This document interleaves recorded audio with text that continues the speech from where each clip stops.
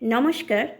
সকল দর্শক ও শ্রোতা বন্ধুদের জানাই আমার আন্তরিক ভালোবাসা ও শ্রদ্ধা।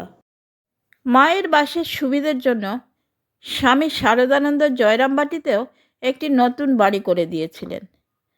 মাটির দেওয়াল ও মেঝে, খড়ের ছাউনি। 1916 খ্রিস্টাব্দের মে মাসে মায়ের বাড়িতে প্রথম আসেন। ঘরে থাকেন, কখনো বা বারান্দায় পা ছড়িয়ে বসেন। মা নিজেই বলেছেন তিনি জগন্মাতা, অসীম ঐশ্বর্য, অসীম শক্তি। তবুও সব ঢেকে রেখে কতখানি আপন মা হয়ে থাকতেন তা এই বাড়ির একটা ঘটনায় বুঝতে পারা যায়। মাটির মেঝে, তার ভেতর ইটের ছোট টুকরো ইত্যাদি থাকেই। একদিন বারান্দায় চলার সময় এমনি একটি ইটের টুকরোয় জপানন্দজি মহারাজের পা কেটে গেছে, রক্তপাত হয়েছে। তিনি তখন ওই বাড়িতেই মায়ের অনুমতি নিয়ে তার ঘরের পাশের ঘরে কয়েকদিন বাস করেছেন। গভীর রাতে একবার বাইরে আসার দরকার হওয়ায় তিনি দরজা খুলে দেখেন এক হাতে লণ্ঠন ধরে অন্য হাতে একটি খুন্তি দিয়ে মা বারান্দার মেঝের মাটি খুঁড়ে খুঁড়ে সব ইটের টুকরো তুলছেন। দেখে স্তম্ভিত হয়ে তিনি বললেন, রাত জেগে কি করছো মা?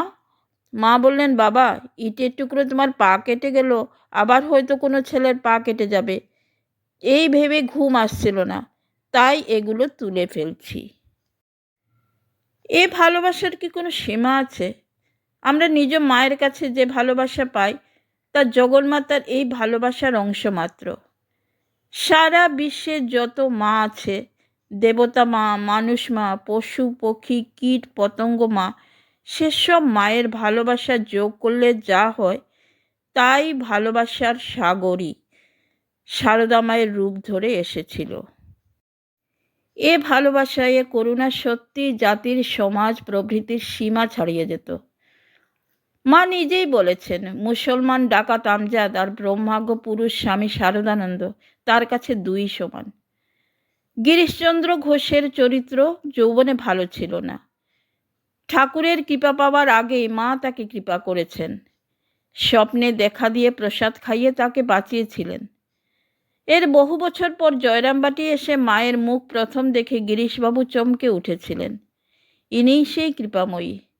একটি খারাপ চরিত্রের মেয়ে মায়ের কাছে এসেও অপবিত্র দেহ নিয়ে মায়ের ঘরে ঢুকতে ভয় পাচ্ছে, বাইরে দাঁড়িয়ে কাঁদছে।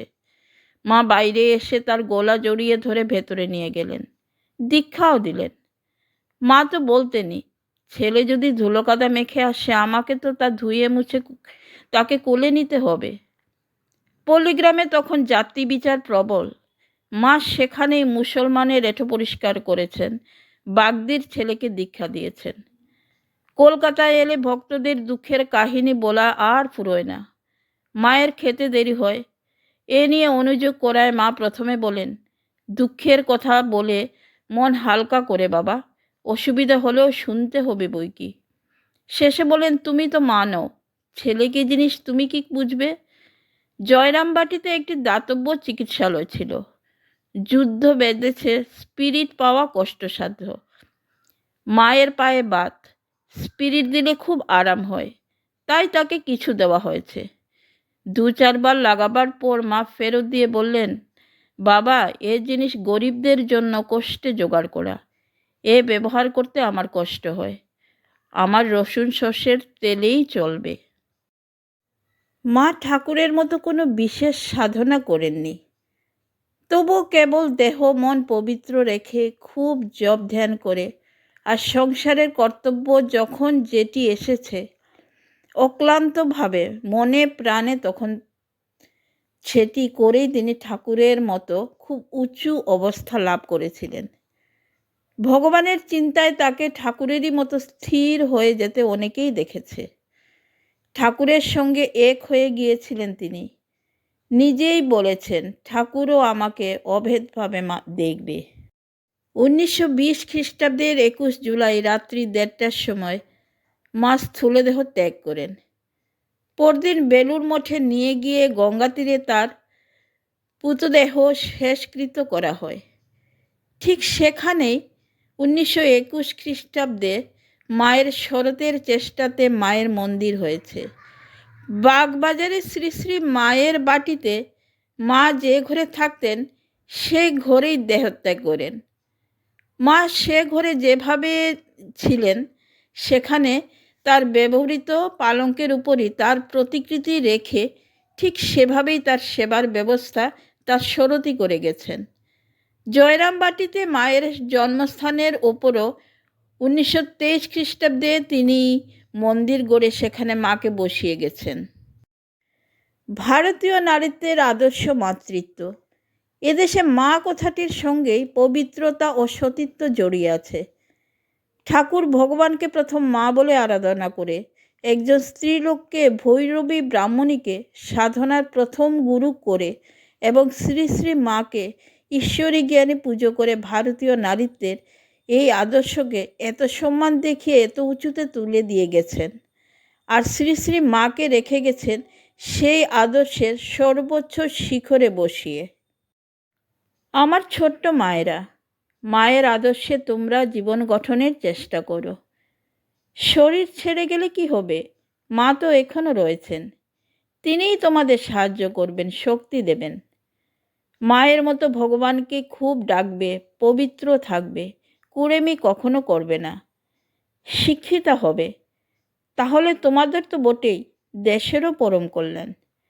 স্বামীজি বলেছেন, যাদের মা শিক্ষিতা ও নীতিপরায়ণা তাদের ঘরেই মহৎ লোক জন্মায়।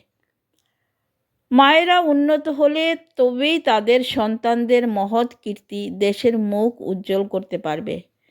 আর তখনই ঘটবে দেশের সংস্কৃতি, পরাক্রম, জ্ঞান ও ভক্তির নবজাগরণ। এরকম মায়েরাই তো ভারতেরকে পুণ্যভূমি করে রেখেছে, মহামানবের সাগরতীর করে রেখেছে। এটি ভুলো না। আর যদি শান্তি চাও মা, তাহলে ভুলো না মায়ের শেষ উপদেশ। কারো দোষ দেখো না, দোষ দেখবে নিজের। জগৎকে আপনার করে নিতে শেখো। কেউ পর নয় মা, জগৎ তোমার। মায়ের এই উপদেশটি আমরা যেন অক্ষরে অক্ষরে পালন করতে পারি, এই মায়ের কাছে আমার একমাত্র প্রার্থনা। ভিডিওটি দেখার ও পাশে থাকার জন্য আপনাদের জানাই অসংখ্য ধন্যবাদ।